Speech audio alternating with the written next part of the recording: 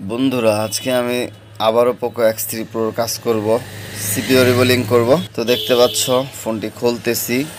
খোলার পরে আমরা মাদারবোর্ডটা পিসিবি স্ট্যান্ডে বসিয়ে তো আইসিটি আমরা তুলে নেব। তার আগে গ্লু কাটিং করে নেব সুন্দর করে। এটা হলো কোয়ালকমের সিপিইউ, ঠিক আছে। তো পোকো X3 প্রো কাজ করছি।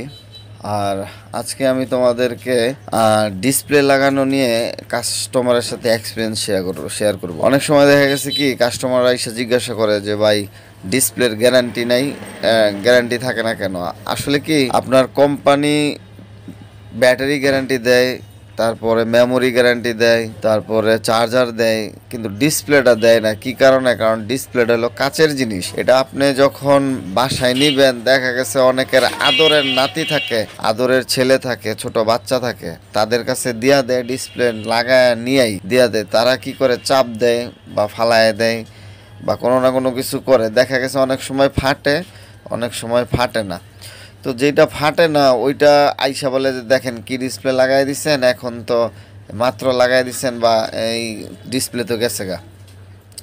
পরে ভালো করে চায়া দেখলে বোঝা যায় যে দেখা গেছে কোনো একটা কানি ফাইটা গেছে ভিতরে ডিসপ্লের, কিন্তু বোঝা যায় না। আসলে এরকম বিড়ম্বনাও অনেক সময় পড়তে হয়। তো আমরা কাস্টমারদেরকে বলে দিই যে ডিসপ্লেটা আসলে কোনো কোম্পানি গ্যারান্টি দেয় না। যদি কোম্পানি গ্যারান্টি দেয় তাহলে আমরাও দিতে পারতাম। তো ডিসপ্লেটা হলো কাচের জিনিস, এইটা অনেকে লাগায় নিয়েই দেখা গেছে একটু ঘামও শুকাইতে দেয় না, অনেকে এই অবস্থায় ইউজ করা শুরু করে দেয়। আবার অনেকে বলে যে ভাই ডিসপ্লে লাগাই দিচ্ছেন, কি গাম লাগাই দিচ্ছেন, গাম তো উঠা জায়গা। এই গামটা উঠা যাওয়ার আরেকটা কারণ হইলো ডিসপ্লে নিয়েই লাগাইয়া নিয়েই অনেকে চালানো শুরু করে।